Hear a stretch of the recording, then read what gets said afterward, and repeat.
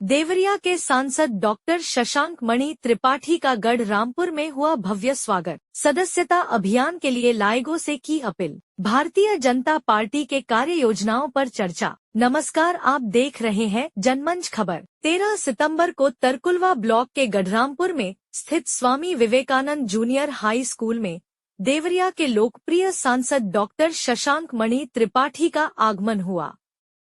कार्यकर्ताओं द्वारा उनका फूल माला के साथ स्वागत अभिनंदन किया गया। सांसद शशांक मणि ने विश्व की सबसे बड़ी पार्टी भारतीय जनता पार्टी से जुड़ने एवं सदस्य बनने के लिए जनता से अपील किया। साथ ही साथ उन्होंने सरकार के विभिन्न योजनाओं के बारे में जनता को समझाया कि आप कैसे विभिन्न योजनाओं का लाभ ले सकते हैं।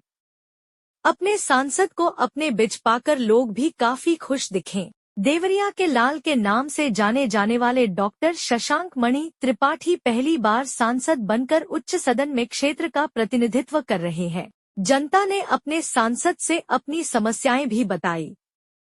इस कार्यक्रम को सफल बनाने के लिए क्षेत्र के भारतीय जनता पार्टी के कार्यकर्ता लगे रहे।